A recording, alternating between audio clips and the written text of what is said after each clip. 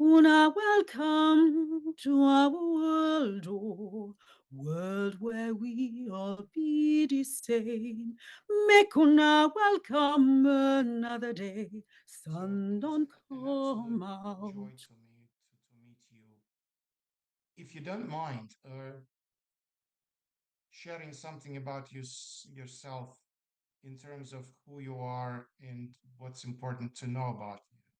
So my name is Helen Epega. I'm also known as the Venus Bushfires, and I am a composer, I'm a performer, I'm a visual artist, and I'm also a speaker. I'm born in Nigeria, and I live in London. I've lived in London since I was 7 years old, and my creative practice really does cross over quite a lot. And it's only recently that I've discovered that I'm not a weirdo.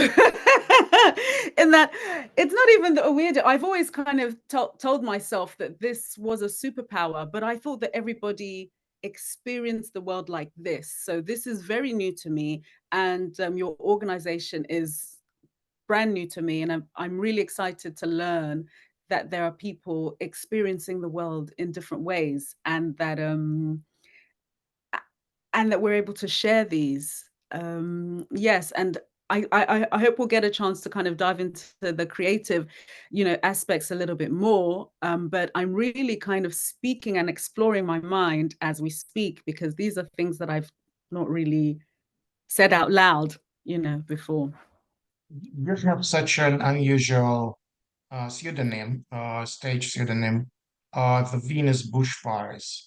Why so? Why have you chosen it, and what's the imagery behind? Really, it's kind of what I saw. I don't know that I saw it, or it just appeared to me. My I don't. I'm a composer that works with orchestras, but I don't read or write music. So every time I've tried to learn the formal way of expressing music in terms of the written or read form, it really doesn't make any sense to me. I've always harnessed colors and shapes as they appear to me, and done my best to transcribe or describe that through the music that I create. So as an artist, when I close my eyes, it doesn't seem to be the same thing when my eyes open, but when I'm creating music and experiencing music, it's always in kind of the hues of pinks, purples, greens. And for me, when I was in Benin City, and maybe it was a lot of the sun, Benin City, Nigeria, maybe it's a lot of the sun, but when I closed my eyes in a particular moment, in 2006 or seven, I closed my eyes and I was looking at the stars, closed my eyes, and I said, the Venus bushfires. I don't know where that came from. Synesthesia. You've mentioned colors. What type or what types what other types of synesthesia do you have? This is probably my first memory of synesthesia, and it is when I was in Nigeria, so before I was 7 years old. I have always had an aversion to grasshoppers, or what I perceive the smell of grasshoppers is. And there is a color. It is a bit mauve. Mauve is like a purple, but if it there's like a fuchsia mauve, and it just makes me feel sick, and I don't even kind of want to talk about it because it just makes me smell grasshoppers, and grasshoppers leaves me with a taste of celery in my mouth, and it just I avoid it, because when I see it, it's a lot more intense than when I imagine it. But when I imagine it, I still have the sort of like an eerie, oh, it's really disgusting in my mouth. Yeah, it's sort of like an eerie flavor or a taste. And so I always tell people, even when I go to restaurants, please, no grasshoppers, no celery. And they look at me and like, what is she talking about? But if I see this color, if somebody is wearing it, I smell it. And sometimes I'm with my husband, he says, look, there's no celery, but I can taste it and I can smell it. And I've been able to, and I've had this experience since way before 7 years old. And I would just avoid grasshoppers and celery. And I didn't know what it meant until I was at university and I saw this color mauve again and I threw up. I felt sick. And even then I didn't realize. I thought maybe it was something I ate or something. And then it happened again and I was at another show. And at this performance, there were lots of lights, just like bright lights and things. And there was this color that was mauve. And I felt so sick that I had to leave. That's when I realized that I have this really I don't know. I still don't know the words, and I don't know the words. I don't even know the specific reference for this form of synesthesia, and I haven't explored it because I know somebody's going to ask me about the color, and I don't want to think about the color, and I don't want to think about the taste. And how about other colors? Do they also feel weird and unusual? Is it like a system? Not so much. I had COVID a few years ago, and since then, I noticed that I can no longer taste orange. It just doesn't have a taste. Like if I taste something that is orange juice, I've it just no longer tastes like orange to me. It tastes has a bitter taste. Does it change with time? I mean, in childhood, was it brighter, more vivid, and outspoken than it is now? I think so, especially with the taste, and especially also because I didn't know what it was. I assumed that because I was having this reaction, everybody is also having this reaction. And as an artist, I've been apprehensive to really put a label onto it because I'm thinking to myself, do I then try and control this art? And I feel kind of really lucky that it almost seems as though I've experienced it. The music I've created is something that has appeared to me. And if I start kind of looking behind the curtain, will this gift be taken away? If I was to be having this conversation as a 7-year-old in Nigeria, when I was first feeling, when I was first feeling a color, feeling and tasting a color, I wouldn't have had the words. And I think I've been in that state of almost like a magic world. And I have found some comfort as an artist there because I close my eyes and I'm there. And or I just look at a color and I'm there. And I feel that it is a blessing in a way that the art seems to flow. It seems like something I can access and flow with. The challenge is sometimes if I submit some music and there is some editing to do, I find it hard to edit because that's not what I saw. My worry in understanding the terms is that I am I am now overthinking, or I am or I get in the way of the magic. How did it come that you began knowing about synesthesia as a scientifically studied phenomenon? What was this revelation? Well, I think it was that the first time I heard the word synesthesia is probably going back about between 10 to 15 years, maybe like 12 years ago. I heard the word synesthesia, and I just basically, it was a basic understanding of it. And somebody had said it. Somebody said, "Oh, Helen, this is synesthesia. What you've experienced, what you've explained is synesthesia." And so I think maybe a few days went by, and I went online and I looked at it and I thought, this is what I've this is what I've been feeling. So there was a feeling of freedom when I heard that word, and I said, "There's a meaning. Okay, this is something. I am not.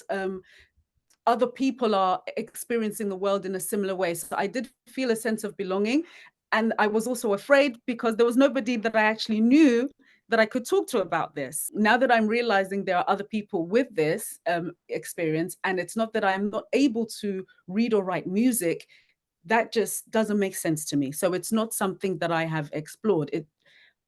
My mind, it just doesn't make sense to me. I can't I can't explain it, but this is how I interpret music, and this is how I experience, sound and the feeling that it evokes. So I now to share it. Maybe there is another 7-year-old that is dancing between cultures and is experiencing something and doesn't have the words. Doesn't have the words to say. Maybe me talking about it, just like you have been talking about it and you invited me to be part of this conversation, will also broaden, will broaden their world. You've mentioned already two topics that you can develop. First, you've mentioned someone who's 7 year old and you would like to share it with her or him. But you've got two kids. You've got two daughters, am I right? In Yeah. synesthesia, well, in science, we know that synesthesia is more or less familial. There's like 50% of chance in terms of, oh, you've got daughters. So again, chances are higher that they are also synesthetes. So did you talk about synesthesia with them? And how did you explain what you feel? And what did they respond? It is more that they have spoken to me about it, and I've never mentioned the word synesthesia to them. So they do not understand it as a concept per se. But I don't normally actually talk about my children, but they do experience in terms of particular noises can be, overwhelming for both of them. But I will say that yes, it is something that we have discussed, not in the term synesthesia, but I don't really talk about my children. I think the biggest gift I can give to them is going to be in 10 years' time, they will be very grateful for the privacy. You use synesthesia to compose music, and you're a self-taught amateur or now a professional artist, professional musician, but you do not know music notation, and you use your synesthesia to compose, to write music. Could you share the details how it's taken place? If I close my eyes in silence, I see these hues of purple and green. And it feels almost though that if I was to turn one way, I would see a slightly different aspect of it. And if I was to turn another way. So I am wondering if what I see is something that is encompassing rather than a frame. For example, when I am sort of like writing in, maybe minor chords or something like that, it's maybe more on the green side or maybe more on the purple side. But if I, for example, and I hear a different sound and I turn around, it feels as though the colors and the shapes have mixed somehow. If I close my eyes, I see these colors, and maybe I decide where I'm going to focus. Maybe it's the best thing to explain. I focus on this particular area, and it normally will have some shape. I will then interpret the shape and I will paint it. When I paint it, it's normally quite improvisational. From that improvisation, that's when I create the music. And a lot of the times it's quite gestural. Um, I don't I don't know that I've ever painted shapes, so to say, or I've painted joy, or I've painted a tree. I don't even know if I know how to paint a tree, but it comes out and it's in a physical form. Then has this physical aspect, and that's how I compose music. One of your biggest projects is an opera. You've got two operas. One of these operas is written in Pidgin. In its latest version, it's like a almost Babylonic uh, interpretation of languages in Africa and languages in general, I think. But how much synesthesia did you think you intuitively include into this opera in Pidgin?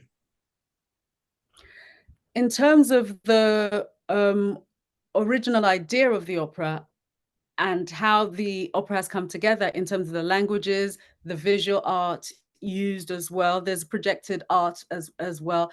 I think it's probably, I don't know how to quantify it, but if it might be all of it. I had wanted to create this after going back to Nigeria quite a lot, and really just having in my heart, what are the tools that I have that can give access to this universal consciousness that can dance between cultures. I closed my eyes, I saw some colors, this world was created, and now people from around the world are asking me about something that felt like just happened to me from a desire to share this. But the opera, I really wanted to make it more accessible. So the visual art aspect of it is something that I have worked with other creatives, not necessarily from a synesthetic point of view, but really just what is your spectrum of understanding from these words? What links people together? So I've worked with a Danish artist, and they have an idea culturally what vividness is. And as a Nigerian, I have an idea of what vividness is. So, in terms of sensual interpretation, it's there. You know what? It resonates with me because more than 100 years ago in Russia, well, that's a very famous composer, Alexander Scriabin, who was a pianist, and he was mostly after tonal compositions that he called poems, not sonnets or pieces. And one of his grand vision of what is called uh, an art of togetherness. He was thinking of a mysterium as like a huge art performance involving everything: music, painting, theater. And well, he never wrote it, unfortunately, because he died young. But he was just trying to write a piece of this, which is very famous poem of fire. And okay, my question is this. Scriabin was thinking of staging this type of all the arts performance in the mountains, Himalaya. Where do you think is the ideal venue for your opera? Wow, this is such a fantastic question, because, and I've got goosebumps because if I could, I would have the opera up in a mountain surrounded by forests. And I would have it either at midnight or 2 a.m., sometime when it's completely dark and peaceful and out in the open, and to maybe to be able to see some stars. I would stage the opera, and ideally I wouldn't have it it wouldn't be there wouldn't be an electronic aspect to it. It would just be the performance and the green of the trees. Maybe there would be some hibiscus as well. I don't know if they grow that high in the mountains, but in my mind, this would be the most perfect place for the opera, away from distractions, just the connection to the ground, connection to the people that are there, connection to the stars. And I hope that what is created is something that permeates around the forest, around the sky, and kind of engulfs us. And when the opera is finished, there would be no proof that it happened. Nobody would record it. Nobody would It would only be documented in the mind of those that were there. I mean, it goes against everything about being an artist in today's society, when everything must be documented. But I think there is something quite sacred in that which is documented spiritually and culturally as well. I'm from Nigeria. The beautiful ancient kingdom of Benin, and much of the culture is documented through song and through dance and recorded in art. And of course, there is written history and things like that, but the celebration of these cultures are in the rituals, are in the dance that has been celebrated for centuries, and some of it millennia, and it exists only in the minds and in the hearts and in the voices of those that take part in this practice and this celebration. On a different topic, because it struck me very unusual because you are a successful woman and you are placed center stage. It's like London, Britain, kind of everything is there.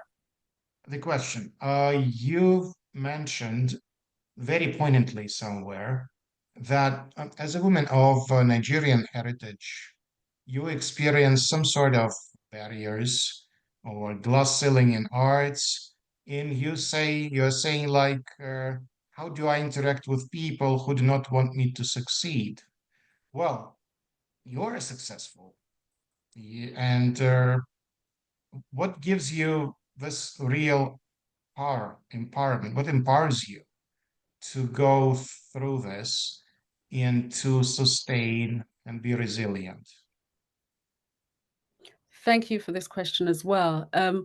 I am I am successful, thankfully. Thank you for that. But also, there is a gulf between reality and ambition. And through my arts, I am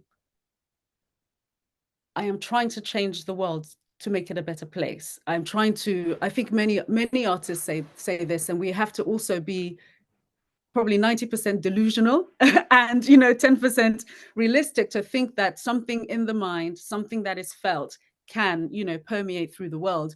And it's on a daily basis. Somebody says, they might not even say it, but you'll see it in the eyes, like, no, I don't think you can do it. And what that makes me think is, I'll show you.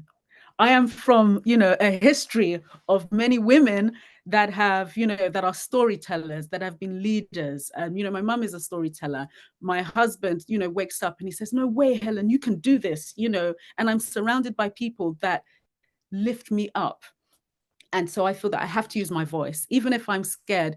Doesn't mean I shouldn't do it. I should feel it and then do it. And if what I do inspires people, then that's brilliant. It's worth the fear. It's worth the fear.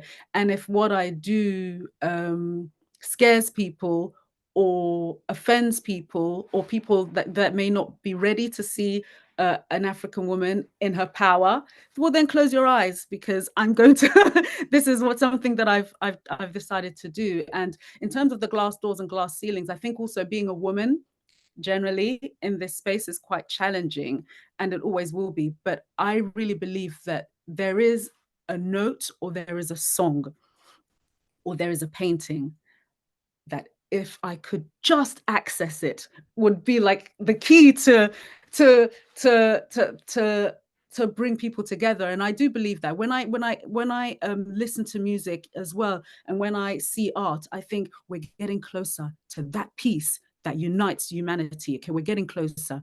We keep diving. I create some music, and I think, okay, there is an art that is a truth that I believe will end wars.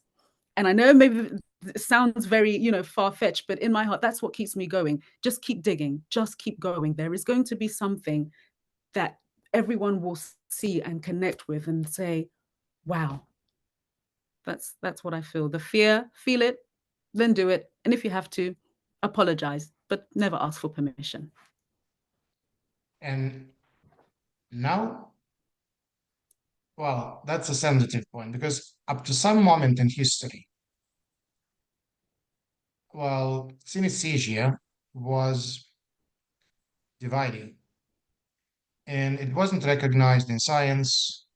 It wasn't much on everybody's lips. So, probably, well, as early as 10 years ago, it wasn't something that unites. And we're not talking about something, your art is so much about diversity, so much about visibility of something who are voiceless and about something who are powerless. Seriously, what do you think synesthesia will add to this alienating narrative and to this kind of competitive feeling of yours? Will it empower you on the way, or will it be just another thing that we need to defend? I think it has been adding to my powers. I really think that you know, it is my superpower. It really is, because I feel like it's something that was gifted to me. And talking about superpowers and superheroes, before I probably would have thought, if I tell people that I have this reaction and I explain this color, does it not make me, and I'm going to be public, does it not make me kind of vulnerable to somebody who thinks it might be funny to present this color? It makes me feel vulnerable to share that, because that's like saying this is my kryptonite. That's something I feel that makes me quite vulnerable. However, I think that making the decision to share that is a superpower, because it means that I've also embraced a part of myself that I don't fully understand, but I appreciate, adds to who I am as a person, adds to my understanding of myself. And it actually makes me feel that my understanding of myself trans what's the word transcends a physical form, because I experience this and it feels very real to me, and somebody outside my physical form may have the same experience and have a completely different interpretation of it. So for me, I feel that this is a gift and it's something that makes me stronger. And I feel that it's almost like some magic that I can just access and reside in, and that I can play in and I can explore in. And I think in terms of us as a human community, this experience of senses on a cognitive and deeper than a cognitive level is something that can really empower our dialogues together, because we won't just be talking, let's gather as women, let's gather as indigenous people, or let's gather as, I don't know, math students or something like that. If we really explore this as a human community, we are gathering on a far deeper level that transcends these other national and cultural barriers. And that dialogue that I'm trying to really get to with my art, and and harnessing all these superpowers, that's the dialogue that will then empower us all to see ourselves in the other. How much do you think your African background, your African heritage, feed into your synesthesia? I wonder if it's maybe a response that's more lined in time and space. When I started discovering this smell aversion to the color that we shall not mention, um, I was in Nigeria. So I wonder, so my first memories are rooted in Benin City in Edo State. So whenever I do think about it, I feel in the surrounding that I am in Benin City. So my memory is very much tied to that first memory, and my understanding of this experience is very much tied to that very first memory.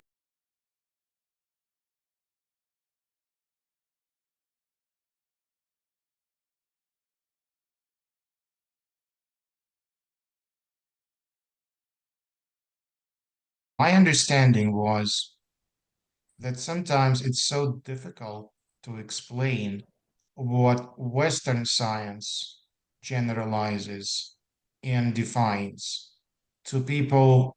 Well, actually, it's difficult to explain to any people who are laymen and do not speak scientific language. But if you go so long as to understand, to explain the phenomenon to people who do not, belong to your culture, and who are not rooted in your culture, this kind of makes it a double challenge. What do you think of synesthesia? Do you think how can it be recognized in Africa, Kenya, Nigeria? Will it be welcomed or will it be looked upon suspiciously? Because definitely it's all very sensitive. It's about the mind. It's about something that we experience on a deeper level. As soon as we go there, we enter a realm of spiritual claims that can be responded to these claims very, so again, suspiciously, to use the mild word here. So what do you think? How can we come up with synesthesia in African cultures to explain, to make it more accessible and recognizable, and in the end, welcomed? I don't know that the response to that would be solely maybe limited to African cultures. The more and more I explore the UK, there's also a lot of spirituality here that I think maybe isn't these days as as celebrated because it's been traditionally known as a Christian country, but there definitely is a lot of kind of indigenous spirituality here as well. In Nigeria, I think that it would be a conversation that could be had. My experience of Africa is Nigeria, so I can really only speak about that. But I think it is a conversation that can be had. There are many dualities in Nigeria, and I think numbers wise, if it's 1% of the population that experience synesthesia in some way, there will be you know potentially millions, definitely millions, up to 10 million people, at least numbers, thinking about numbers that are experiencing this. And to start the dialogue would be something that's very, very powerful. And I don't know that it would necessarily have the resistance that one might expect, because I think there are many dualities in Africa. You have a lot of the indigenous religions and spirituality and customs, and you have a lot of the Western influence as a result of colonialism. And I think it's really important not to see synesthesia as a Western form of understanding the world. There's also some danger in sort of in bringing over an ideology. I think at the core we always think about and explore. Let's understand how people from different cultures experience synesthesia rather than importing an idea to somebody else, if that makes any sense. From the dialogue we've had, I think this conversation could be had throughout Africa, and I think it would be very, very welcome. But I think to start that conversation is to invite people to be part of the dialogue rather than to have a notion that the dialogue would be a challenging one to have. That would make the challenge, Yeah, that would be the challenge itself. So there yeah. wouldn't be a challenge per se, but the challenge is to overcome thinking that it would be a challenge. And I wonder as well, strangely enough, if children might have better language to express synesthesia, um, as it's as I suppose as the understanding of it is new to them. I wonder if as a child, if we were having this conversation, if I would be able to better express what I feel when I encounter certain sounds and smells and taste, if I would have had better language to express to you as a child. So I wonder if there is an interesting part to maybe start with children to enlighten us grown-ups about this experience. And you know what?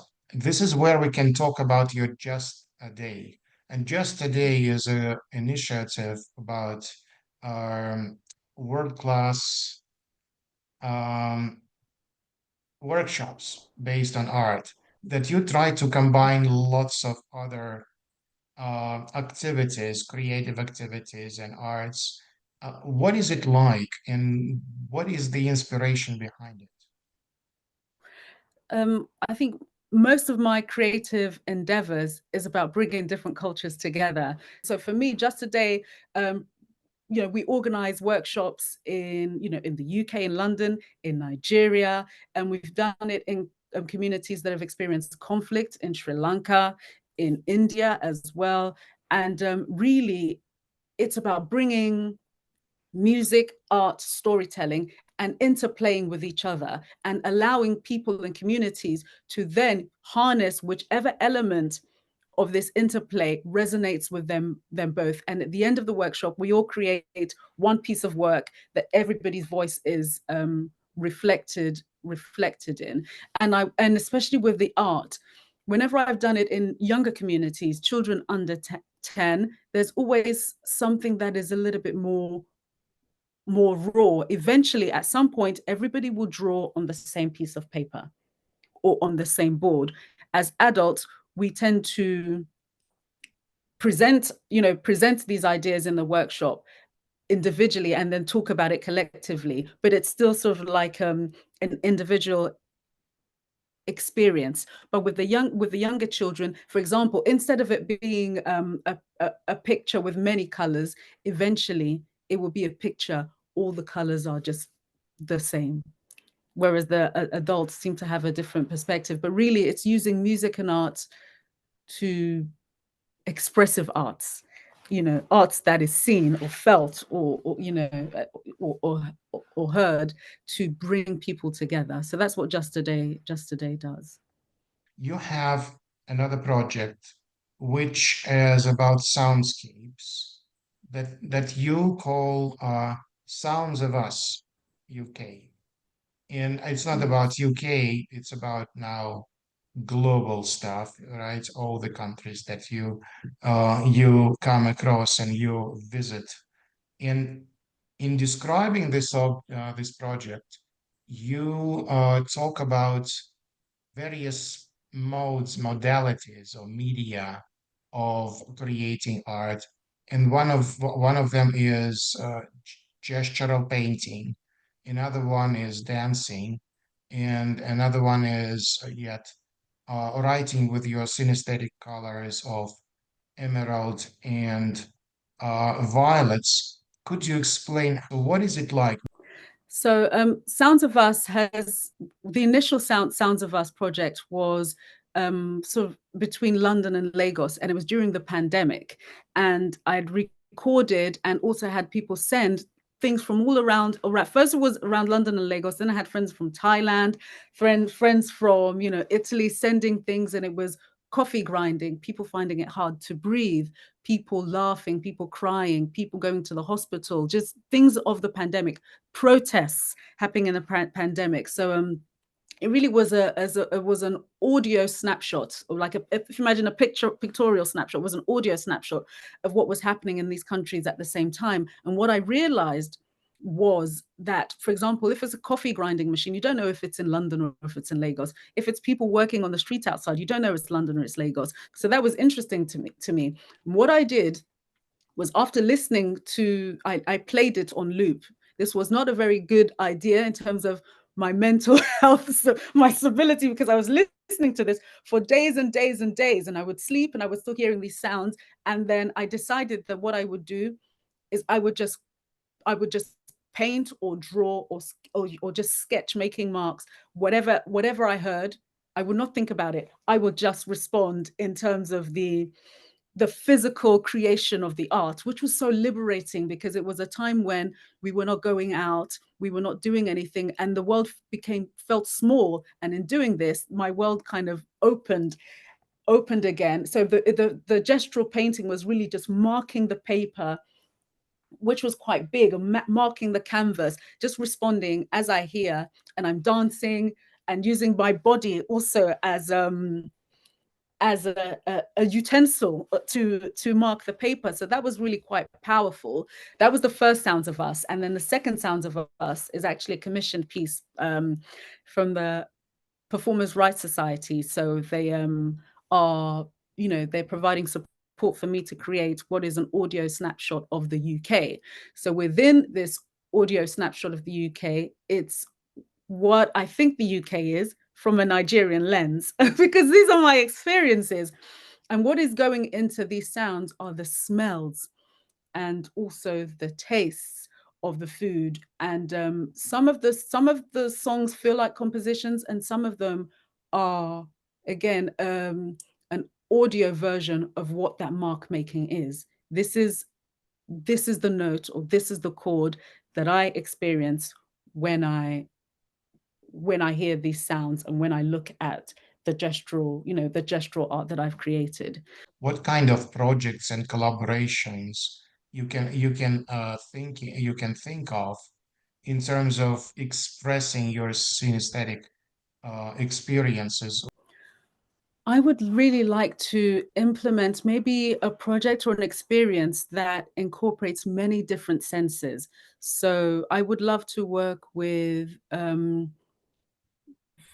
you know, visual artists that create are able to create vast vast screens or spheres that will engulf or encompass a creation where we are exploring taste. So perhaps it's a sensual experience of tasting sounds and dancing and working with dancers. So it's literally we are exploring the sense of sight. So it could be touch, it could be movement, it could be dancing, but everybody would have a taste of, for example, a cardamom seed, and we would pass it along, and then we will express this through movement or dance or sight. And we will also have the possibility within this performance, group performance, and it could be up to 100 people, 50, 100 people, to then also paint. So there would be paint available, there would be musical instruments, there would be canvas, there would be paper, and we would be creating, and this time it would be documented. In a way, it's a synesthetic experience for those that experience synesthesia and also for those that don't. So it's also asking people to inviting people to experience this dialogue, because people might feel something that they hadn't made the connection before, but it's really creating the space for people to open their minds to this world of synesthesia that I also am starting to imagine is not as small as we believe it is. If I can end on it, just to kind of express what what I've been able to experience through, the Pidgin Opera. The Pidgin Opera is now going to be performed at the Royal Albert Hall, the Elgar Room, and as well as Wilton's, which is the world's oldest music hall. And it's not lost on me, the achievements, but I hope that also reflects that as a society, we are also more open to welcoming, things that we possibly thought we didn't understand, because sometimes people will think, what does Pidgin have to do with British culture? There's Cockney, there's Fatwa, there's multicultural London slang, which incorporates so many different cultures around the world. And to be able to perform in these venues, it's really just a part of the deeper dialogue that I strongly believe that people are really, really ready to start having. In part of the Pidgin Opera, there is a moment where I play a composition called Fragile Light, and people just meditate. And it's just creating a space for us to be thankful that we're in the same place and part of the same consciousness. So I think also, and people really do connect with that part of the opera. And it's really interesting that that's a part that doesn't have any singing and no language, just sounds. So for me, I think we're in a different place internationally to have this dialogue about synesthesia and a experience of the world that is greater than ourselves. Uh, do you mind singing a piece? Okay. I shall sing a part called there's a first the second movement in the opera. It's in Pidgin, but you'll be able to understand. It's called Una Welcome, which means welcome. You're welcome.